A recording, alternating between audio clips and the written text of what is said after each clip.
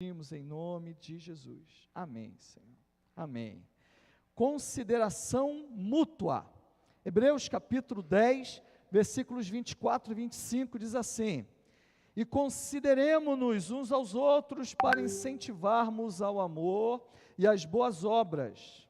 Não deixemos de reunir-nos como igreja, segundo o costume de alguns, mas encorajemo-nos uns aos outros, ainda mais quando vocês veem que se aproxima o dia. Amém? Queridos, antes de qualquer coisa, eu quero trabalhar com os irmãos o conceito de considerar. O que é considerar? É importante porque considerar é uma palavra portuguesa. Está aqui o Nicolas, está aqui o Martim, né? Então é bom a gente precisar bem o que é a palavra considerar. A palavra considerar, no português, ela quer dizer algumas coisas. Fala, olhar atentamente, observar, apreciar através de um estudo crítico, estudar, examinar, ponderar, calcular, ter em consideração, fazer caso de, respeitar, tomar como, estimar. Tem um monte de coisa aqui. Mas tudo tem a ver com prestar atenção, tem a ver com considerar, ter em alto conceito. Então, considerar, que a palavra está dizendo, é nesse sentido aqui, olhar atentamente, observar, apreciar, através de um estudo, examinar, ter consideração, respeitar. E é isso que a palavra está dizendo aqui, meus irmãos. E parece que lá no primeiro século estava acontecendo algum problema na igreja. Por quê? Porque vem um autor de Hebreus e fala coisas desse nível aqui, deste naipe aqui, falando que é para a gente considerar uns aos outros, quer dizer, nos considerarmos mutuamente, para a gente viver a fé em Cristo. E parece que eles não estavam fazendo isso. E isso, quando acontece na vida de um cristão, é péssimo, meus irmãos. Sabe por quê que é péssimo? Porque quando você observa o ministério de Jesus, você percebe que o ministério de Jesus era basicamente um ministério que promovia a coletividade, não a individualidade. Uma das primeiras coisas que Jesus fez foi agregar pessoas em torno de si. Se teve uma coisa que Jesus fez, quando estava aqui nesse mundo, foi congregar pessoas, estimularem essas pessoas a viverem em comunidade, para que eles juntos pudessem cumprir o ID de Cristo. Se tem alguém que poderia viver sozinho, espiritualmente falando, era Jesus. Ele podia ter feito toda a obra da cruz sozinho, mas ele escolheu fazer isso junto. Antes mesmo dele iniciar o ministério dele, ele vai para o deserto, e ele é tentado por Satanás, para que, uma das tentações, para que ele se jogasse do pináculo do templo, que ali ficavam milhares de pessoas, e todos iam ver ele caindo, e os anjos vindo sustentar ele, e todos então iriam crer nele, mas ele não escolheu fazer isso. Meu querido, por que ele não escolheu fazer assim? Porque nos planos de Jesus cabia que o povo que servisse a ele fizessem as coisas juntos, não individualmente. Aliás, querido, é muito dito que Jesus ama as pessoas individualmente. E é verdade, o que mais você ouve é: Jesus te ama, Jesus te ama, Jesus te ama. Mas é preciso dizer também que Jesus ama a coletividade dos santos, que ele chama de igreja. Ele chama de igreja. Olha o que o apóstolo Paulo lá em Efésios chega a dizer. Falando aos maridos, ele fala assim: maridos, amem suas esposas, suas mulheres, assim como Cristo amou a igreja e entregou-se a si mesmo por ela, para santificá-la, tendo-a purificado pelo lavar da água, mediante a palavra, entregou-se a si mesmo por ela. Então, o Senhor, Ele morre e Ele entrega a vida dele para a obra que a igreja iria realizar. Por nossa salvação individual, é verdade, mas Ele considerava isso de maneira coletiva. Jesus se entregou à igreja. Portanto, muito da obra dele vai muito além do indivíduo e vai para a coletividade. Aqui mesmo no livro de Hebreus, nós vamos ter um texto magnífico. E olha o que ele diz, voltando um pouquinho, Hebreus capítulo 2, versículo 11. Porque assim, o que santifica, como os que são santificados, são todos de um, por cuja causa não se envergonha de lhe chamar irmãos. Ele está dizendo que Jesus nos santificou, e Ele que podia andar sozinho, que tinha todo o poder, toda a autoridade espiritual a seu serviço, escolheu andar com pessoas as quais Ele chamou de irmãos. Meu querido, Deus ama a coletividade. Se Ele não amasse, Ele não teria, por exemplo, chamado Abraão e dito para ele, o Senhor, que através da vida dele, ele teria muitos descendentes. Ele não teria chamado Abraão para falar que através dele, da descendência dele, veria o Messias. Porque vamos pensar uma coisa aqui com os irmãos, por que Deus não trouxe o Messias diretamente de Abraão e de Sara? Por que Ele teve que chamar um povo? Por que Ele teve que chamar os patriarcas? Por que teve que ter 12 tribos? Por que mandou aquele povo para o Egito? Por que tirou aquele povo do Egito? Por que atravessou aquele povo pelo deserto? Por que eles chegaram em Canaã e tiveram que lutar? Por que toda essa história, o tempo todo está falando de muitas pessoas? Ele chega para Abraão e fala assim, ele não fala assim, olha, você vai ter um filho e esse filho vai ser o Messias. Deus não podia ter feito isso, meus irmãos? Poderia ou não? Poderia. E por que Ele não fez isso? Ele não fez isso porque simplesmente a obra, o desejo, a vontade dEle é que nós agíssemos coletivamente. Nessa mesma linha de raciocínio, por que Jesus se cercou de discípulos e os enviou? Por que Ele não fez isso sozinho? Por que Ele não foi pregar sozinho? Por que Ele o tempo todo, você vê no início do Evangelho, Ele chamando pessoas para estarem com Ele, convidando pessoas para estarem com Ele? Por que Ele não ficou, por exemplo, apenas com a sua família? Porque a família de Jesus era numerosa, não sei se você sabe disso. A Bíblia cita pelo menos 4 irmãos, homens de Jesus, com ele 5, e ainda fala um número indefinido de irmãs. Então a família de Jesus era uma família numerosa, era bastante gente. Contudo, ampliando o conceito de parentesco, da mãe, dos irmãos, olha o que Jesus fala em Mateus, capítulo 12, versículo 47 e 48. Alguém lhe disse, quer dizer, alguém disse a Jesus, tua mãe e teus irmãos estão lá fora e querem falar contigo.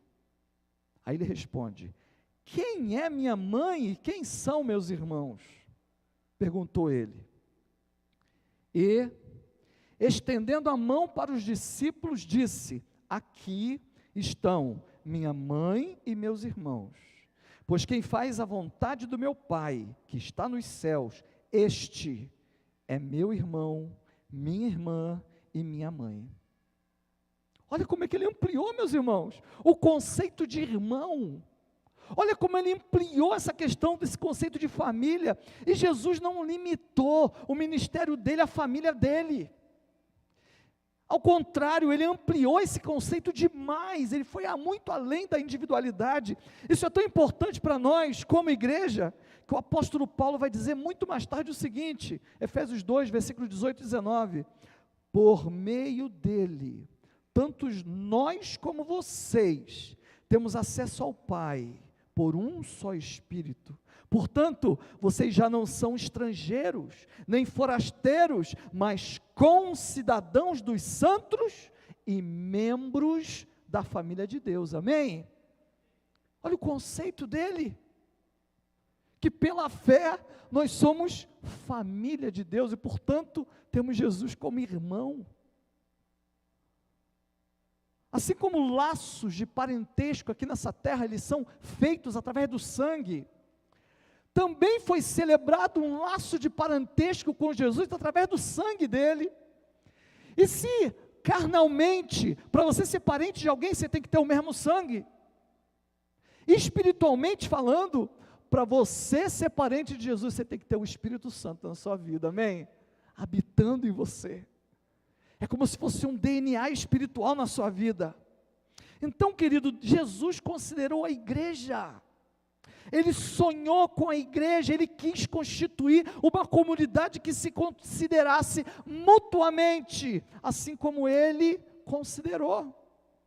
Aquele que podia andar sozinho, se considerou andar junto. Apesar de tudo isso, já no primeiro século, já tinha gente que não estava considerando mais uns aos outros dentro da igreja, ao ponto de abandonar a igreja, e Hebreus 10, versículo 24 fala, e consideremo-nos, vamos voltar no texto, uns aos outros, para incentivar-nos ao amor e às boas obras. Não deixemos de reunir-nos como igreja, segundo o conceito de alguns, o costume de alguns, mas encorajemo-nos uns aos outros, ainda mais quando vocês veem que se aproxima o dia. Isso aqui que estava acontecendo era péssimo. Péssimo, meus irmãos, porque ninguém vive sozinho espiritualmente.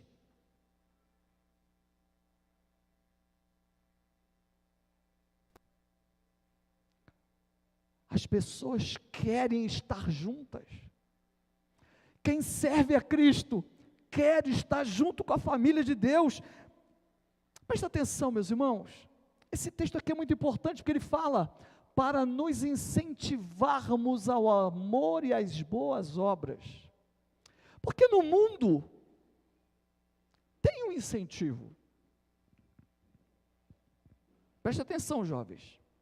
Tem incentivo no mundo. No mundo a comunidade se organiza para se estimular no carnaval. E o pessoal sai. E o pessoal faz tudo que não presta. Porque há estímulo e há influência do mundo na sua vida, você querendo ou não. Eles se autoestimulam uns aos outros para praticarem todo tipo de sujeira, trazendo condenação para si mesmos. Um incentivo mútuo vai existir de um jeito ou de outro na sua vida, meu irmão, ou na igreja, ou fora da igreja. Não existe eu falar, eu ando sozinho, e eu não sou influenciado. Não existe isso. Todos nós somos influenciados, para um lado ou para o outro. Qual tipo de influência você deseja que seja exercido na sua vida? Qual tipo de influência você deseja que a sua família receba? Por quê? Na escola eles são influenciados, seus filhos. No meio da família, eles são influenciados. No meio da vizinhança, eles são influenciados. Você pode ser menos influenciado, porque talvez você seja adulto, mas mesmo assim, uma ou outra influência você vai experimentar, porque não existe viver nesse mundo, meu irmão, sem ser afetado por ele. 1 João capítulo 5, versículo 19, fala assim, sabemos que somos de Deus, e que o mundo todo está sob o poder do maligno. Então não me venha dizer, que o mundo não tem influência, ou se a influência do mundo é uma influência benigna. Não pode ser, porque a palavra diz que o mundo jaz no maligno, na versão de Almeida. E aqui na NVI fala, sabemos que somos de Deus e que o mundo todo está no maligno, ou seja, enterrado no maligno, mergulhado no maligno, influenciado no maligno. Não tem jeito. Você gostando disso ou não, a gente caminha em meio a um monte de porcaria. O tempo todo, no seu celular, na TV que você liga, nos jornais que você lê. Hoje o povo está ficando meio esperto, né? Um pouquinho melhor, mas eu sou de uma época que falava assim, não, aconteceu tal coisa, não pode ser, aconteceu porque saiu no Jornal Nacional. Hoje o Jornal Nacional não está com tanta bope assim não, mas eu sou dessa época, que o que era falado do Jornal Nacional ninguém discutia. Quem é dessa época aqui? Vocês não querem se entregar, né? Vocês não querem se entregar. Não sabe, né, Otávio? Então, meu querido, presta atenção, você é livre para não trazer seus filhos na igreja. Você é livre para levar a vida da maneira que você quiser, mas a sua liberdade não impede que seus filhos sejam influenciados na escola, pelos amigos, pelos parentes dos namorados, das namoradas. Não impede que eles sejam influenciados pelo namoradinho, pela namoradinha. Não impede que seja influenciado por nada. Você pode escolher seguir sua fé de maneira isolada, sem os irmãos, mas saiba que você estará dispensando o antídoto que o Senhor colocou nessa terra contra essa influência que é a igreja. Amém? Não tem jeito. Deixa eu te dar alguns exemplos de coisas que o mundo exerce poder de influência sobre você e sua família. E tudo que tem na Bíblia, embora aconteceu muito tempo atrás, é o retrato do ser humano. O ser humano é assim. Ló recebeu a visita de anjos para informá-lo a respeito da destruição de Sodoma, não foi isso? E tem um trecho na Bíblia que me choca. Aliás, tem vários, mas esse é absurdo, porque anjos aparecem para Ló, e estavam na casa de Ló, e olha o que a sociedade de Sodoma estava fazendo, Gênesis capítulo 19, versículos 4 e 5, olha que coisa horrorosa. Ainda não tinham ido deitar-se, porque estavam na casa de Ló, estavam conversando, estavam avisando a Ló que a cidade ia ser destruída. Enquanto isso, Deus estava falando com Abraão, e Abraão falando assim, mas se tiver tanto justo, o Senhor vai destruir? E se tiver tanto justo, o Senhor vai destruir? E se tiver tanto justo? Não, se tiver tanto justo, não vou destruir. Mas não tinha a quantidade de justos que precisava. E olha como era a impiedade daquela terra. Ainda não tinham ido deitar-se, quando todos, presta atenção nessa palavra, todos, os homens de toda a parte da cidade de Sodoma, dos mais jovens aos mais velhos, cercaram a casa, chamaram Ló e lhe disseram, onde estão os homens que vieram à sua casa esta noite? Traga-os para nós, aqui fora, para que tenhamos relações com eles. A cidade toda iria estuprar aqueles homens, achando que aqueles homens eram homens, mas não eram, eram anjos. Olha o nível de impiedade que chegou àquele lugar. Meu querido, isso não aconteceu de uma hora para outra. Vocês acham que uma cidade toda pode se tornar ímpia desse jeito de uma hora para outra? Isso é de pouquinho em pouquinho. Isso é devagar. Água mole em pedra dura, tanto bate até que fura. Eu começo a assistir uma novela, não tem nada contra, você pode assistir o que você quiser. Eu estou só dando um exemplo. Às vezes dá alguns exemplos, o pessoal acha que a gente é radical. Não, meu irmão. Só que tudo isso começa devagar. Eu começo a assistir uma coisa, daqui a pouco eu estou torcendo pelo adúltero, porque eles têm que ser felizes, não é isso? Eu vou me acostumando, e é esse tipo de influência que o mundo vai fazendo e trazendo para a gente, ao ponto que você começa a achar normal coisas que não são normais. E não pense que isso foi prática só em Sodoma, mas por isso que Deus destruiu. Só que se ele fosse destruir todo mundo que fazia esse tipo de coisa aqui, meu Deus, a gente não tinha sobrado um. Séculos depois, essa prática que nós lemos aqui em Gênesis, voltou a acontecer, só que dessa vez entre o povo de Israel. Quando você vê Juízes, capítulo 19, marca, Gênesis 19, Juízes 19, está tratando do mesmo assunto. Quando estavam entretidos, alguns vadios da cidade cercaram a casa. Isso aqui é em Israel, é uma cidade de Israel, não é uma cidade moabita, amonita, egípcia, é uma cidade de Israel. Cercaram a casa, esmurrando a porta, gritaram para o homem idoso, dono da casa: traga para fora o homem que entrou na sua casa, para que tenhamos relações com ele. O dono da casa saiu e lhes disse: não sejam tão perversos, meus amigos, já que esse homem é meu hóspede, não cometam essa loucura. É a mesma situação acontecendo em Israel, séculos depois, quando o povo de Israel... E por que isso aqui começa a acontecer? Foi de repente os israelitas começaram a estuprar as pessoas? Homens estuprando homens? Foi de repente que isso começa a acontecer? Não. Lembra que nós temos, durante todas essas últimas semanas, estamos falando do povo de Israel entrando em Canaã. E o tempo todo, quando você lê ali, Números, né? Deuteronômio, você vai ver o Senhor falando o seguinte: vocês não se misturem, não se deem em casamento, não tomem casamento com eles, obedeçam a minha palavra, obedeçam o que eu estou ordenando. Mas o povo não fez isso, e permitiu que alguns ficassem entre eles, e alguns ficando entre eles, tudo isso começou a acontecer, no meio do povo de Israel, séculos depois, é paulatino.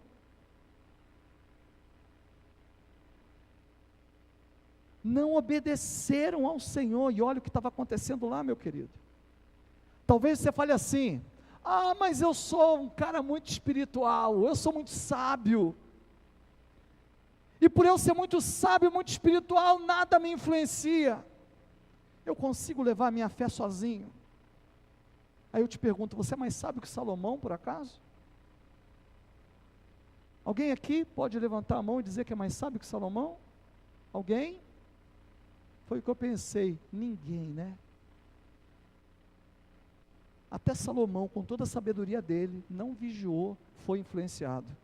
1 Reis, capítulo 11, versículo 4, fala assim, à medida que Salomão foi envelhecendo, geralmente quando a gente envelhece, a gente se torna mais sábio. Estou doido para ficar, né, passar dos 50 logo, né, para eu ficar mais sábio. Normalmente é isso que acontece, né? Falta bastante tempo para isso acontecer. Mas, vocês estão rindo de quê? Mas, a minha esperança é que eu me torne mais sábio, conforme eu vou recebendo a mais idade. Quanto menos idade, menos sabedoria. Mas algo aconteceu com Salomão, que na juventude era sábio, mas agora o texto está falando, à medida que Salomão foi envelhecendo, suas mulheres o induziram a voltar-se para outros deuses, e o seu coração já não era totalmente, guarda essa palavra, totalmente dedicado ao Senhor, o seu Deus, como fora o coração de seu pai Davi. Aí versículo 5, ele seguiu os postes sagrados, a deusa dos Sidônios e a Moloque. Sabe quem é Moloque? Meus irmãos, eu acho que é o pior deus que tinha, porque o culto a ele era você sacrificar crianças. Moloque foi o deus que institucionalizou o aborto. Então toda vez que você engravidava e você não queria ter aquele filho, como que era a maneira que você se livrava dele? Ele nascia e você oferecia a ele a Moloque. E o absurdo desse texto é dizer que Salomão, influenciado por todas as esposas que ele teve, ele passou a adorar a Moloque.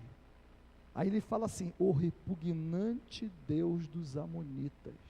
No versículo 6 fala, dessa forma Salomão fez o que o Senhor reprova, não seguiu completamente o Senhor, como seu pai Davi. Hoje se diz, né? Quem anda com porcos, como é que é o ditado? Quem anda com porcos, farelo come. Não tem esse ditado aqui em São Paulo, não? No Rio tem. Quem anda com porcos, farelo come. Os cariocas estão fazendo assim, né? Diga-me com quem andas. Agora falei um ditado paulista, né? Diga-me com quem andas, eu te direi quem és. Mas isso tudo é derivação de um versículo bíblico que fala o seguinte, 1 Coríntios, capítulo 15, versículo 33, não se deixem enganar, as más companhias corrompem os bons costumes.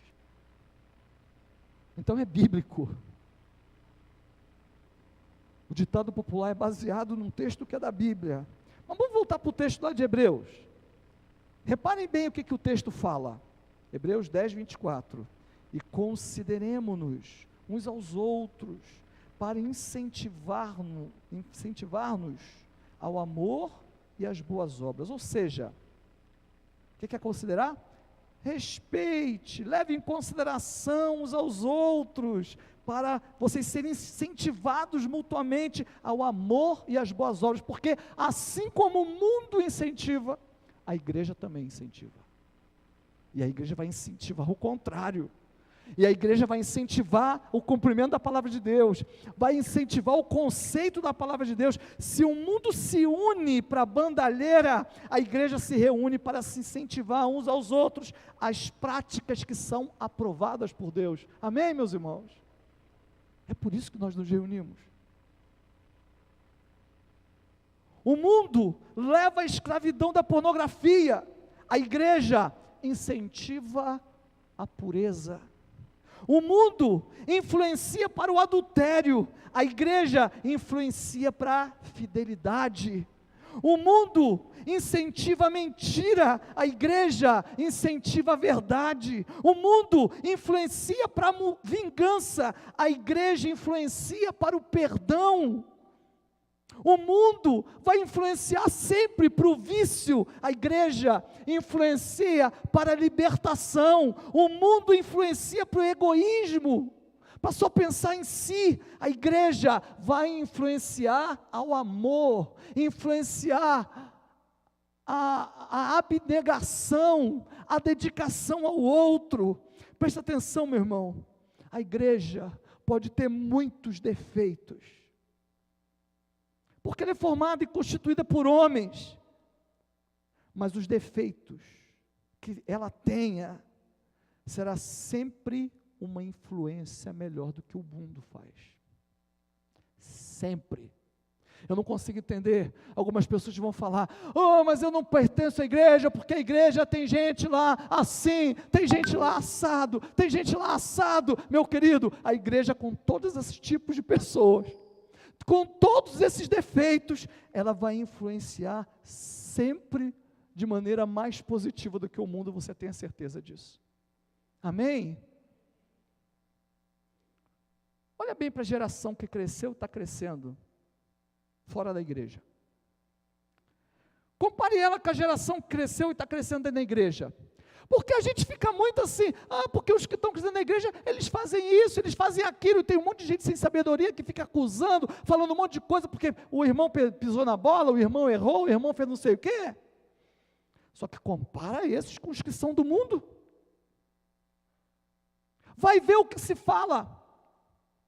Tem alguém aqui que é professor? Alguém é professor? Não, professora. Professora, estou falando mentira? Vai ver como são os jovens do mundo? Vai ver o que eles fazem, o que eles dizem, como eles se comportam. Mas os da igreja também é verdade, estão aprendendo a caminhar, estão aprendendo a ir adiante, mas são infinitamente melhores no sentido de obedecer a Deus. Então não tem por que a gente ficar falando dessa geração que cresce na igreja. Porque o filho de fulano, impossível, uma coisa terrível, não dá para controlar aquele menino, aquela menina, é difícil, não sei o quê. Infinitamente superior em comportamento do que muita coisa que você vê no mundo. Está aprendendo. A geração lá de fora é uma geração bêbada, inconsequente, drogada, promíscua, fraca, irresponsável, egoísta, mesquinha, só olha para o umbigo. E é verdade que pode ter traços disso dentro da igreja? É verdade, mas é infinitamente inferior ao que é registrado lá fora.